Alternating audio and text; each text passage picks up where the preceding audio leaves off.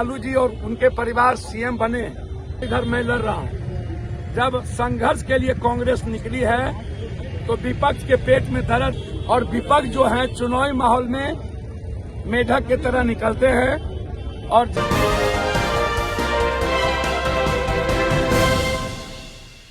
नमस्कार, आप देख रहे हैं सिटी पोस्ट लाइव और आपके साथ मैं हूं अंजलि राव। पूर्णिया सांसद पप्पू यादव ने आज बेगूसराय में क्षेत्रीय मक्का अनुसंधान केंद्र के कर्नाटक स्थानांतरण के विरोध में विशाल पदयात्रा निकाली। इस दौरान उन्होंने विपक्ष पर जमकर हमला बोला है। यहां पर हम देख सकते हैं जिस तरीके से आए दिन पप्पू यादव या तो बीजेपी के बारे में कहते हुए नजर आते हैं, नीतीश कुमार के ऊपर कहते हुए नजर आते हैं, लेकिन यहाँ पर वो सीधी तौर पर राजद के ऊपर कहते हुए नजर आते हैं इस पूरी पदयात्रा में, जहां उन्होंने कहा कि चुनावी माहौल में विपक्षी नेता मेंढक की तरह निकलते हैं। होली और रामनवमी के समय ये लोग गायब रहते हैं, लेकिन चुनाव के वक्त इन्हें सीमांचल की याद आ जाती है। वहीं पप्पू यादव ने विपक्ष के नेताओं पर आरोप लगाते हुए कहा कि जब कांग्रेस संघर्ष के लिए निकली है तो विपक्ष को अचानक बिहार की याद आ रही है। ये दिखता है कि इन नेताओं का सिर्फ चुनावी माहौल में ही दिलचस्पी है, बाकी इनका बिहार और किसानों के हितों में इससे कोई मतलब नहीं। उन्होंने ये भी कहा कि तेजस्वी यादव और लालू यादव को सिर्फ चुनाव के वक्त ही सीमांचल की याद आती है, बाकी समय ये लोग चुप रहते हैं। हम इनसे यही सवाल पूछते हैं कि जब किसानों और उनके मुद्दों की बात आती है तो ये कहां होते हैं। वहीं पदयात्रा में पप्पू यादव ने केंद्र सरकार के फैसले के खिलाफ अपनी आवाज उठाई और बिहार के किसानों के हक की लड़ाई जारी रखने का आह्वान दिया। वहीं आपको बता दें तेजस्वी यादव के ऊपर भी कहते हुए नजर आते हैं कि जब कांग्रेस अब अकेले यहाँ पर संघर्ष कर रही है, अब संघर्ष जिस तरीके से हमारे नेता कन्हैया कुमार कर रहे हैं, कृष्णा अल्लावरू कर रहे हैं, जिस तरीके से हम संघर्ष कर रहे हैं, अकेले पदयात्रा हम निकाल रहे हैं और लोगों से बातचीत करने का काम कर रहे हैं, लेकिन यहाँ पर विपक्ष को इस पर पेट दर्द कर रहा है। और क्या कुछ कहते नजर आ रहे हैं अपने पूरे बयान में पप्पू यादव, जहां पर उन्होंने केंद्र सरकार पे तो बोला ही, लेकिन साथ ही साथ विपक्ष को भी अपने लपेटे में ले लिया। क्या कुछ कहते नजर आ रहे हैं, आप खुद ही सुने उनकी बातें।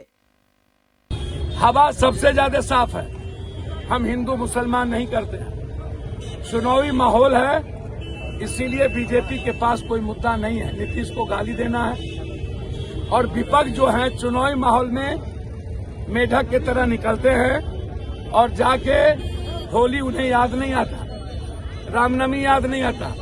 चुनाव के लिए वो कभी सीमांचल में जाते हैं। आज तक जब से लालू जी और उनके परिवार सीएम बने, कभी भी वो सीमांचल में जाके रोजा नहीं दिया।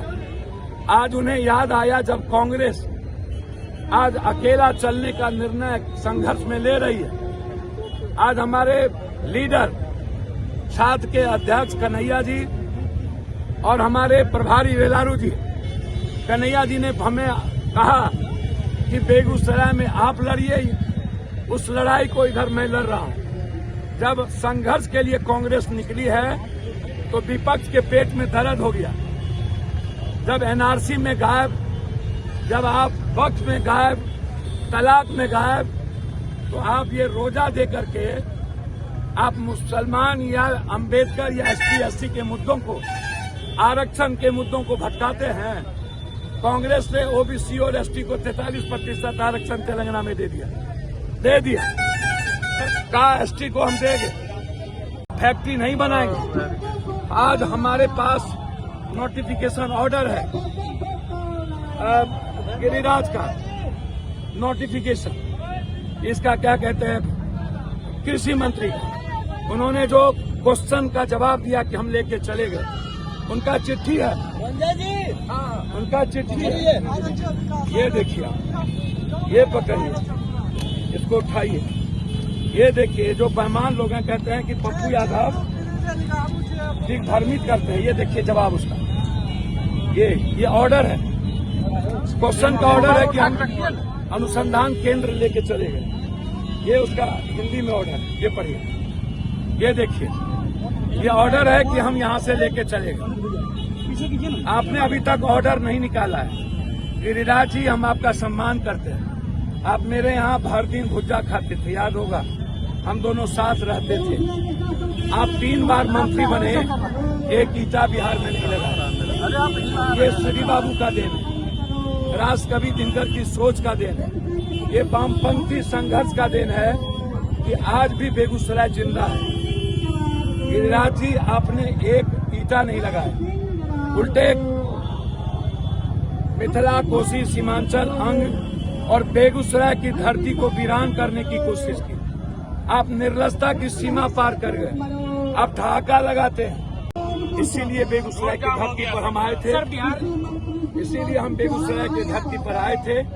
ये उत्तर बिहार के हक और अधिकार की लड़ाई है। यदि ये ऑर्डर नहीं निकाला तो रामनवमी के बाद हम पूरा मिथिला कोसी सीमांचल ईद और रामनवमी के बाद इसको बंद करेंगे। हम रामनवमी की भी, ईद की भी और साथ साथ बिहार दिवस की भी पुनः एक बार अपने संविधान बचाने का संकल्प लेते हैं। अपने गीता, रामायण, बाइबिल, बुद्ध के रास्ते चलकर आर्थिक आजादी का संकल्प लेते हैं। जब तक किसानों का मूल्य, जब तक मखान का मूल्य, मक्का का मूल्य 3 गुना नहीं होगा, बिचौलिया से हमें मुक्ति नहीं मिलेगी।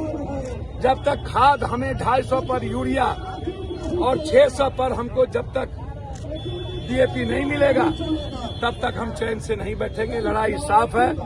इसीलिए हम बेगूसराय के किसान से अपील करते हैं, आप निकलिए, खगड़िया के सीमांचल और कोसी और अपने अधिकार की लड़ाई लड़िए। मैं धन्यवाद देता हूं बेगूसराय के साथियों को और अपने नेताओं को और पत्रकार भी। पप्पू यादव हंगामा नहीं किया होता और कृषि मंत्री को चिट्ठी देकर के घेरा नहीं होता, सदन के बाहर हम न लड़े होते, तो आज तो ये कह रहे हैं कि दिग्भ्रमित करते हैं, ये लड़ाई नहीं होती। आज मैं बेगूसराय के सभी नेताओं, मुखिया जी सबको धन्यवाद देता हूं। ये सांकेतिक संदेश है। चाहे ये लड़ाई अभी हमने बातचीत की है माइंस मिनिस्टर से, रेवेन्यू मिनिस्टर से, चाहे ये लड़ाई हमारे किसान के 700 एकड़ जमीन को जबरदस्ती उसका जमाबंदी कैंसिल कर दिया ADM।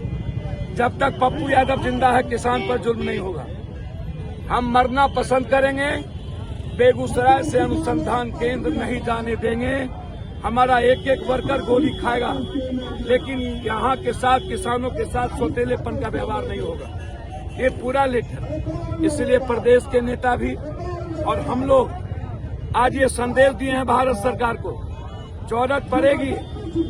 आज डेनमार्क के बाद सबसे क्वालिटी वाला मक्का और सबसे अधिक मक्का हम सीमांचल, कोसी, बेगूसराय, खगड़िया, भागलपुर, मिथिलांचल में पैदा करते हैं। हम दुनिया को मक्का देते हैं और हमारे अनुसंधान केंद्र जो 94 में आया, जिसके बाद दुनिया ने मेरे मक्का को जाना। यदि इसको कोई छीनने का मेरा हक लेगा तो हम आर पार की लड़ाई लड़ेंगे।